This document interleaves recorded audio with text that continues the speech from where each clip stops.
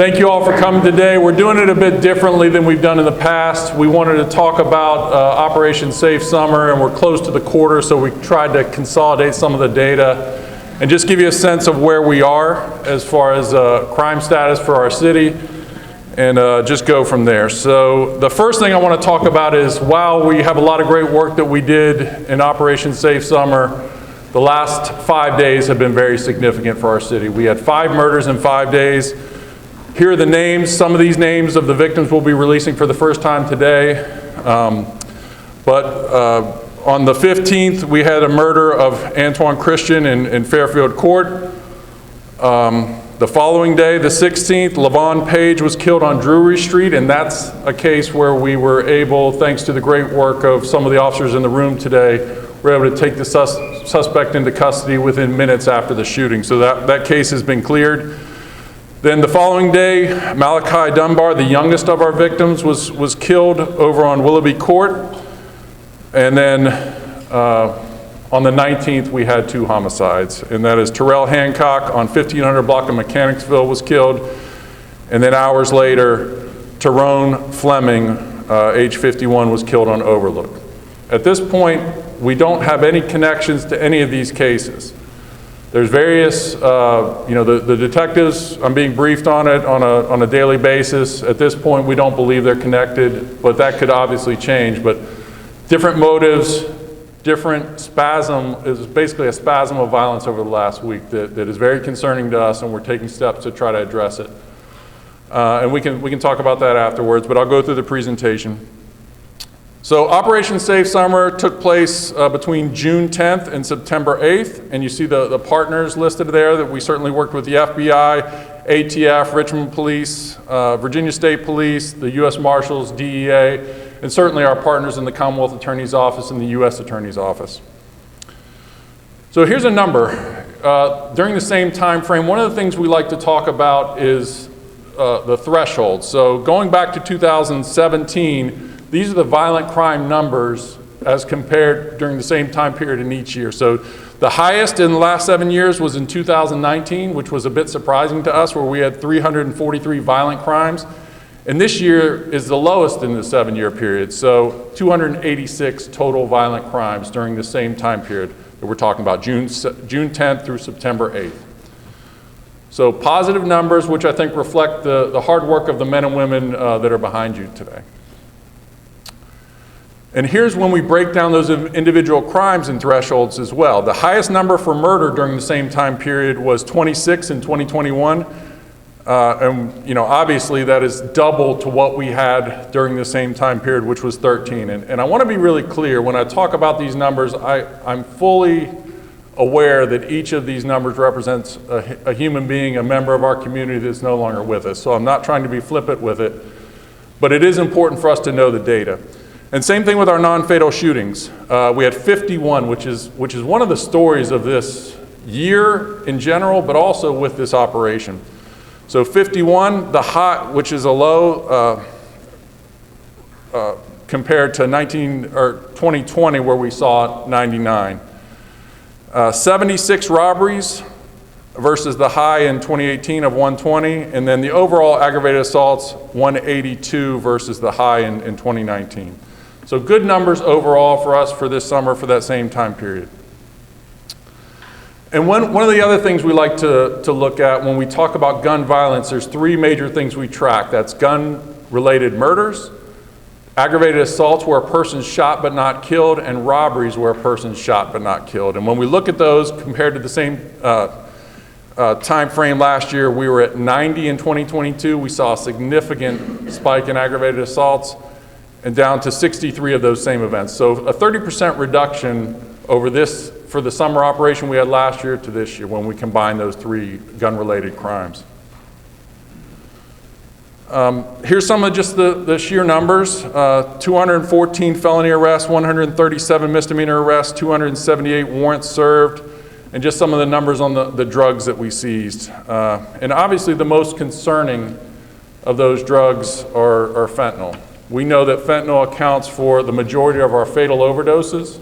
It's something that is affecting our nation as a whole. We think fentanyl is driving the crisis in and fatal overdoses and other deaths of despair. This year to date, 142 people have died in our city from overdoses, and the majority of those we believe are fentanyl related.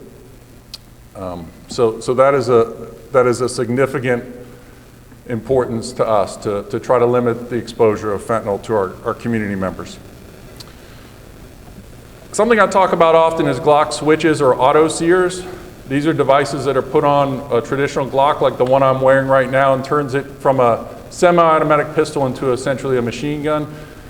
The team behind you sees 10 of those devices and took them off of individuals with guns. And that's where we think we save a lot. Everyone we can get off the streets is important, but we're saving a lot of those multiple victim shootings by taking those devices off the streets. You know, just sheerly a numbers game. The more we take off the streets, the less victims we're going to have in our streets. And then 176 firearms total seized. $61,683 in cash was seized through asset forfeiture. And I'm just going to go through some photographs of some of the guns, some of the hardware that we took off the streets during this operation. As you can see, many of these are rifles with high capacity magazines.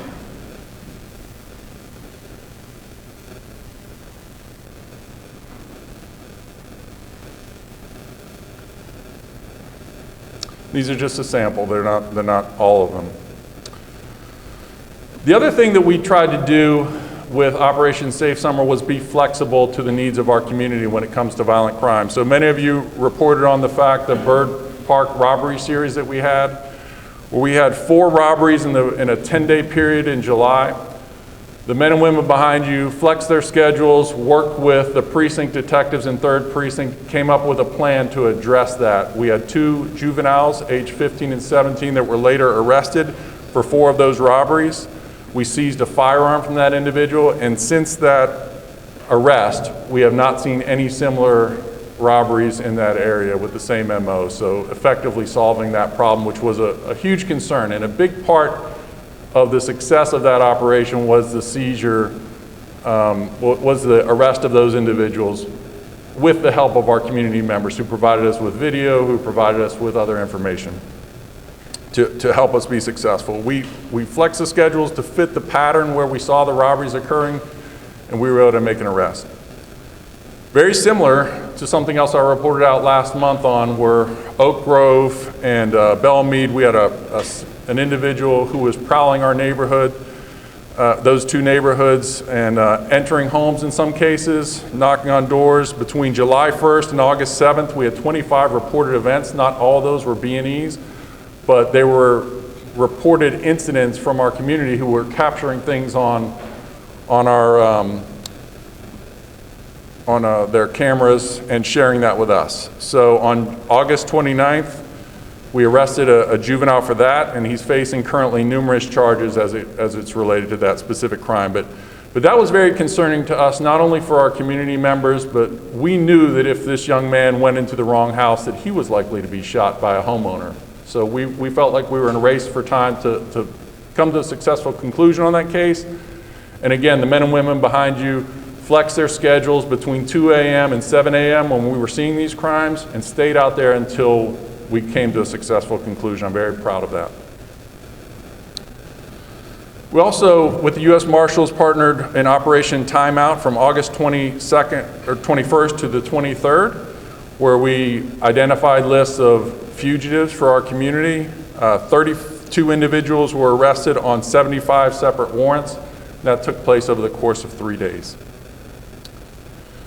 Something else I talk about often is the fact that we have many stolen guns in our community, stolen out of cars, stolen out of homes, and guns that have ended up in the hands of our youth.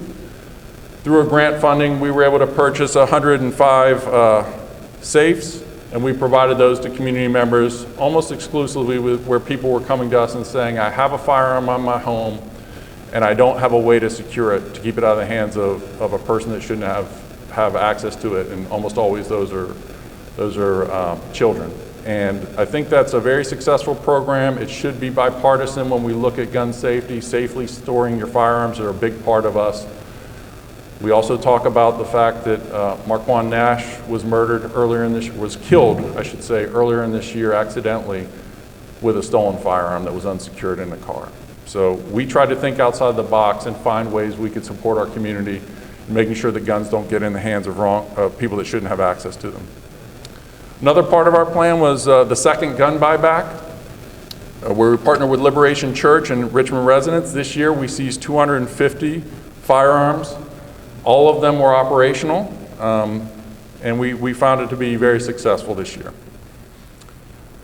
Trying to give youth a safe place this summer to be, I think was an important part of the strategy from a city perspective. So we partnered with Parks and Rec to provide security at the Gill Center, as well as at the former George Witt Gymnasium.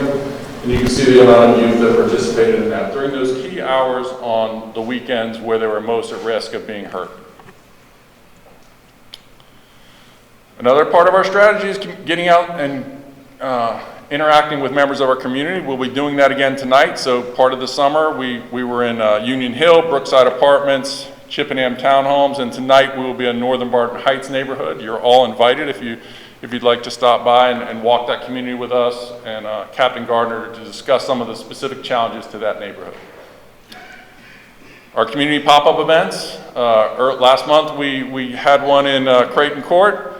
In 2 weeks, we'll be back in Southwood. That is a very large apartment complex in the south side of Richmond that experiences a lot of different challenges, including property and violent crime. So we'll be out there next week with our partners having an event, and you're all invited to that too. That's September 28th at 5 p.m.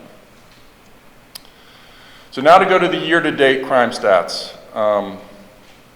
So overall, violent crime is down 7%. Aggravated assaults are down 14%, and robberies are down 1%. That's the good news. Where and the significant event that I've already spoken to is our non-fatal shootings. When we combine robbery shootings and aggravated assault shootings, last year at this time, we were at 187. We're at 138 for a 26% reduction in those gun violence. And I want to be really clear about that.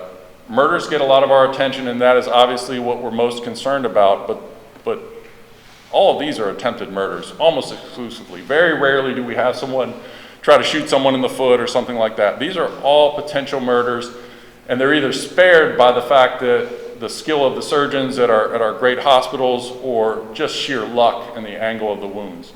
So it's a really important, this is a very big indicator on where we're at crime-wise. And here's some of the bad news. So at this time, and this is even worse because it doesn't include the last two. We pulled these numbers on Monday. But 16% up in homicide, 27% up in rapes, and robbery commercials, which are trending down this quarter, but over year to date, we're up 6%. But something I want to, and I forgot to mention this going back. So last year we had 18 juvenile victims at this time of non-fatal shootings. This year we have 16. Last year we had 3 juveniles who were killed, and this year we have one 17-year-old who was killed earlier in the year. Property crime is a mixed bag. So very good reductions in arson, burglary, so all of our burglaries are trending down, and our theft from motor vehicle parts and accessories, which are almost exclusively the catalytic converters that we talk about at length. That problem is getting much better with legislation as well as our focus on it. So for a 53% reduction, when you look at those numbers, they're big numbers which drive our crime, our property crime. But what's off the charts are shoplifting, theft from motor vehicle, which is always historically a problem for us, and then motor vehicle theft, which is well publicized. Almost the biggest jump when we look at that is in Kias and Hyundais, which are stolen. And those, we thought we had basically addressed motor vehicle theft in this city and in the country. It was very hard to hotwire a car. So the car thefts that we had previously, you would see me up here talking about the fact don't leave the keys in the car, for God's sake, don't leave your car running. That was always our push to the public, and but now we're seeing it with certainly those Kias and Hyundais that it's very easy to steal, and there's TikTok challenges, which are driving this crime, and if you Google it, you'll see it's a problem in all of our urban environments. And it's something that is very difficult for us to address. And those two crimes alone, if we were just on pace where we were in shoplifting last year at this time and on pace where we were with motor vehicle thefts, we'd have an overall reduction in 5% in all of our crime. But now you see a 6% reduction in overall major crime, and it's driven by those two crimes specifically. That's the difference this year. So one of the ways we're trying to address that, and this isn't a panacea either, but we've gotten a grant for wheel locks, commonly referred to as the club. We've distributed all those at our precincts. We're putting those out to our community members, and we're encouraging people to buy them. That seems to be the only thing that can stop the motor vehicle thefts at this point.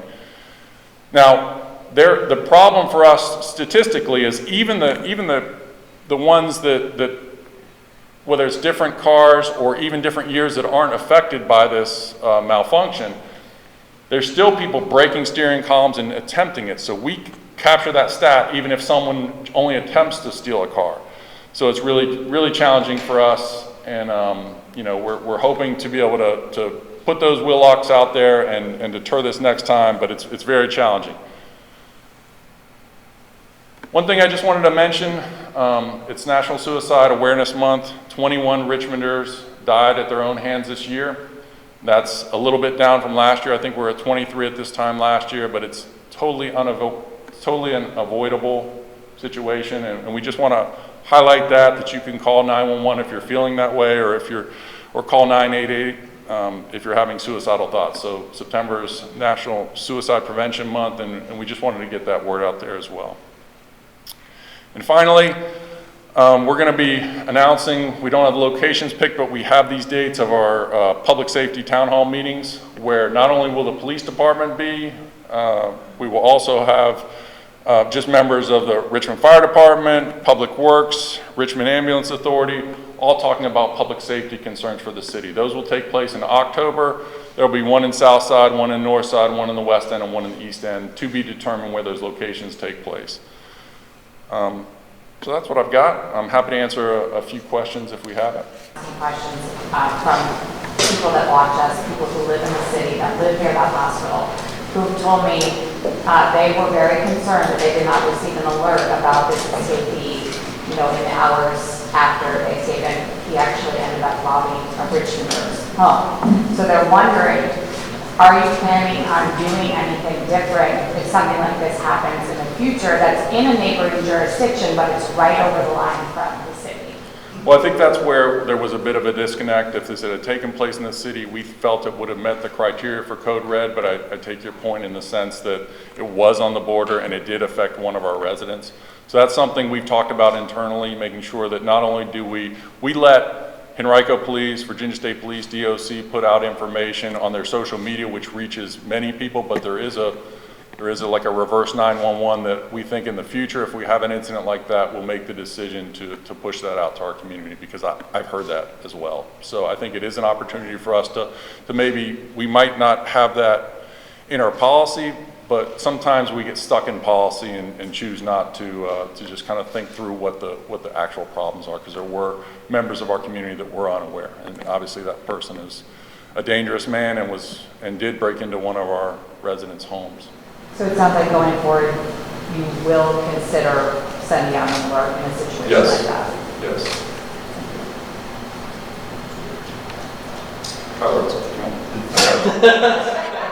I know it's coming. Well, I'll ask an on-topic question here first. Okay. Surprise. So you mentioned obviously the 5 homicides in the last 5 days. You said that you were taking steps to address the recent gun violence. Could you talk a little bit more about what that is? Are you seeing any trends in any of these recent gun violence incidents, whether where they happened or who they involve, that need to be addressed? Well, it's taking place in 2 of our precincts. So 1st and 2nd precinct are where the most recent 5. But as I said, we're putting those casings through our NIBIN machine. We're not seeing connections at this time to see if the same guns were involved. There are different working theories and motives that we're hearing from our major crimes division. But again, it's very early. But we're not. And when we look at the ages, you saw all the way from 19-year-old to a 63-year-old involved, different victims, different lifestyles. So unfortunately, we do have these, as I mentioned before, spasms of violence that we really don't have a good handle on right now. But what we're trying to do is focus on those particular areas as we always do. Okay. Can you give an update on officer vacancies right now? Are you still struggling to retain or recruit officers? Yes. We are. I don't have those specific numbers, but one thing that I talked about, I think at our last press conference, was the hire back program. So we just signed off on 4 retired officers who've come back and are going to be sworn as police officers to work in a part-time capacity. Just signed off on another packet today. So that is a stopgap for us to try to fill some of those roles that we have urgent needs on. But I'm telling you, the solution has to be getting young people interested in this career again, and working in an urban environment, which is a challenge. So it's something that we're doing. I'm going to take this opportunity to everyone in blue back there knows that if they can recommend someone who ends up getting hired, we will pay them a bonus. They get $500 the minute that person's hired, and then $500 after they graduate the academy. So that's the plan to address it going forward. We have to get more people in the door without lowering our standards. So 8 or 9 of the packets that reach my desk, I'm still declining. And that's based upon the recommendations of the people in the chain of command and looking through everyone's background investigations. So what I'm not willing to do is simply accept anyone. We've seen where that can go horribly wrong. And police departments have felt the pressure to just staff it with anyone. So we're still holding our same standards. What we have to do is widen the pool. And we're looking for ways to reach out, partner with our universities. We're recruiting at military stations where I think there's a natural fit. But one of the fits that I'm really interested in, some of our best officers come from the private sector, people that are in a job that they're just not pleased with, or they're just bored with, and they want to have a meaningful career. And God knows if you come to this city and you work for this police department, you're going to have meaning in your life. So that's what I would say to everyone who has an inkling that they're not quite happy in their career, to give us a consideration. And you said, you got to get people interested in doing this job. Why do you think people are not interested in this work? Well, I think there's you can go down 64 and see, all the signs for sign-on bonuses for HVAC repair and teachers and all kinds of jobs. So I think there is 2020 kind of changed, going through COVID, how people consider the workplace, and they want certain things. And the problem for us in law enforcement is we can't work remotely. That's always a question. And we have shift schedules. Yeah, you guys can't work remotely. That is. And if you start with the police department, you are going to go to an evening or night shift in the beginning. We in our police department, based upon seniority, you get to a day shift and have a more normal life. So it's a challenging life to be a police officer, particularly in an urban environment. So we're fighting that. We're seeing that our numbers of applications are going up. I think the last count was 74%. Jody, is that about right? So we're seeing more of those pool. We had a great group come in last Saturday and test, and all of them passed the test, so they're moving on to the process. So we're very excited about that. We hope to have a big academy class, but to build it back, it's going to be a challenge because, as we fill those roles, I have people that are ending their career, people that are in the drop, or people that are ending their 25 years and they're going on to do something else. So it's a constant challenge. And it's going to be a long-term challenge for us. Well, I'd like to take this opportunity to thank each and every one of you. I've lived in the city of Richmond, Virginia since 1974. I have encountered one negative contact with a police officer, and at that time, it was resolved. And so I do want to commend you.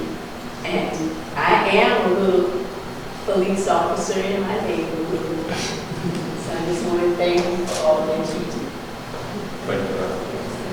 Are you getting more feedback from the community in helping solve crimes? You had mentioned at our town hall last month that building that relationship, getting that, removing the fear factor from community members was crucial to helping lower these crime numbers, whether it be Operation Safe Summer or just the progression of community walks. How is it that you've developed, or what is the current status of the way the community feels and trusts the police department? Well, that's a good point, Bill, because when I look at you know, we talk about technology a lot. We talk about innovative tactics as far as solving crimes. And our homicide clearance rate, I think, is 63%, the IBR clearance rate today, which is above the national average. And we're very proud of that. And our detectives are working every day to improve that. But there's this misnomer that we're solving cases on forensics. And like I said, that's part of it. But a big part of it is having community members be willing to tell us what they know. And we're seeing that again this year.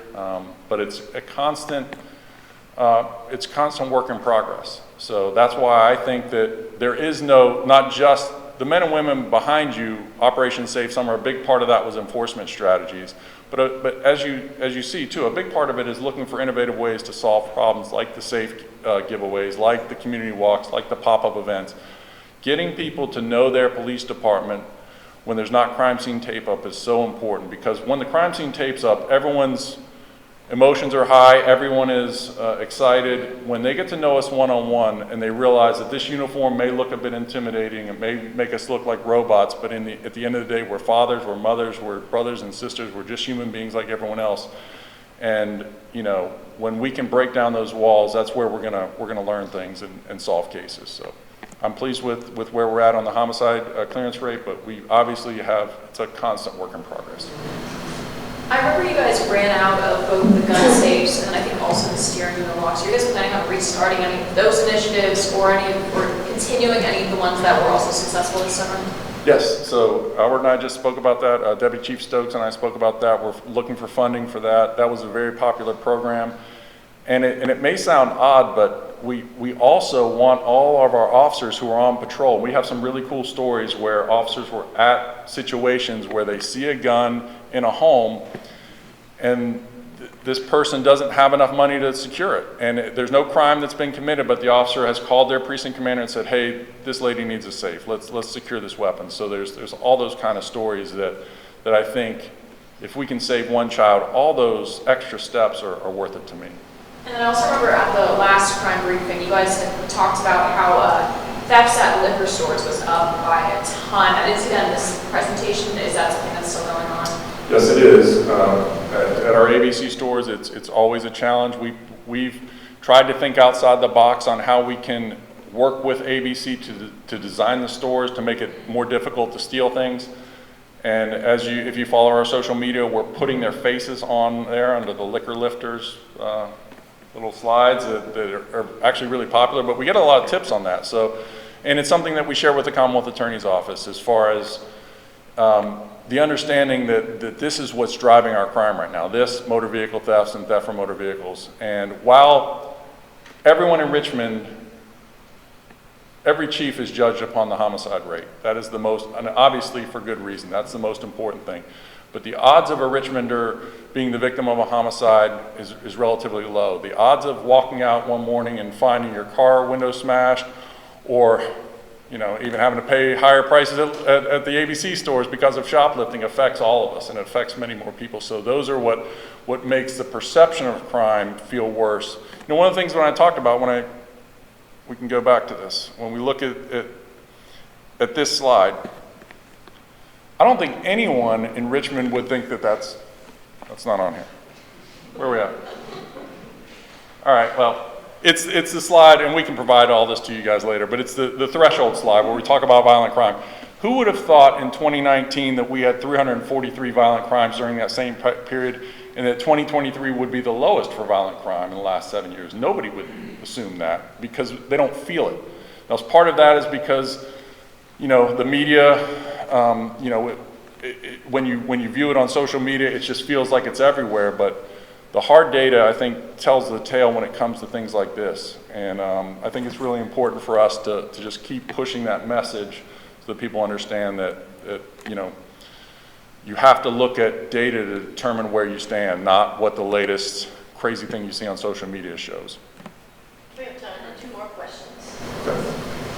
Also, to clear up, I think a lot of people might have the misconception that Operation Safe Summer kind of is to focus on youths and teens. This is clearly something that's impacting the whole city. You guys are working on lowering it everywhere, right? Absolutely, and I know gun violence with our youth is very concerning, but when we look at the average Richmond murder victim, it's not a teenager, it's someone in their 30s. And the majority of those motives that we know about are interpersonal disputes. And the same trend holds true for our non-fatal shootings. While there's certainly incidents involving the drug trade, there's certainly gang violence, there's certainly other things, the majority when we look at it is interpersonal disputes. And this year, another trend it's a bit concerning is our domestic violence aggravated assaults are up. You know, we look at those numbers, you know, what it tells us about what's happening in our city right now is concerning. Hey, Chief. So when you look at those numbers for the summer, it looks like the summer was a lot safer than the rest of the year in terms of some violent crimes. And it's striking that, you know, the last 5 days there were those 5 homicides. That's outside of the safe summer, right? Because we had the safe summer on September 8th, and if those were previously, the numbers would look a little bit different. I just want to get a sense of did something stop on September 8th that maybe we should continue so that we are safer overall? I mean, the homicides that came right after it ended seem to ask that question. But Luca, it's definitely not lost on us that time period. But I would just say that when we look at these crimes, it's important to look at it over the course of time. When you spread it out and look at the time, you look at the numbers, you see that we can't just jump every time there's a specific spike. Otherwise, we'd be chasing our tails everywhere. That's why I've spoken about the micro hotspots in our city, breaking it down, figuring out where historically our violent crime tends to take place, and putting resources there. I think that's a better plan than this. But that's not to say that we won't ask for help from our partners and the state police.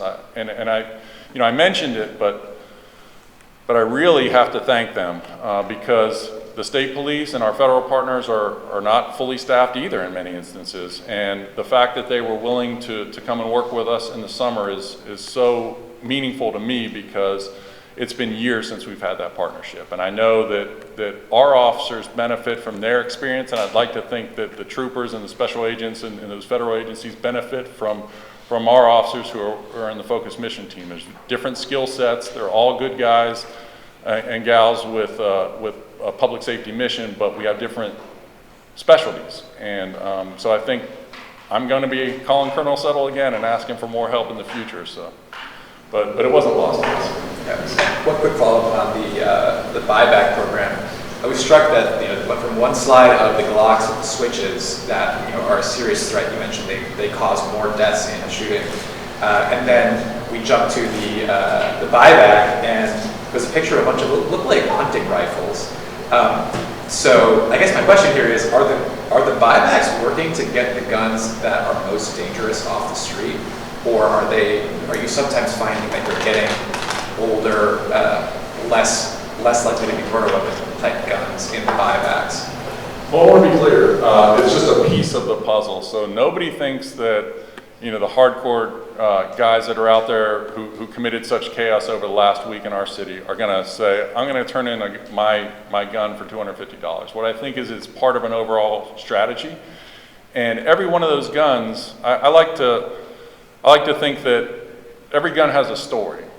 And the story ends when it ends up in the hands of the Richmond Police Department. So that gun, those 250 guns that we seize will never be picked up by a toddler used to kill themselves. It will never be found by a grandson who finds his grandfather's shotgun and decides to take it into one of our schools. So I'm under no illusions that the hardcore individuals in our city are going to just turn in their guns for a bit of money. But like I said, it's just part of the overarching strategy. And when we look at that, and even when we look at the number of guns the men and women behind you took off of our streets, as many of you know, I'm a former homicide detective. One of my cases that I think about a lot is the Michael Brown case at Club Aurora. And Michael was at his 19th birthday with some of his friends at Club Aurora, and he steps on someone's shoe in the club, and they get into a fight. And his group and this group led by a man named Willie Seward get into this argument. They're separated by staff. Willie Seward drives to the west end of Richmond, picks up a gun from a friend of his, drives back to the location, sees Michael and his friends, and from about 50 yards away, he fires at him with a gun he'd never touched before and hits Michael in the head and kills him.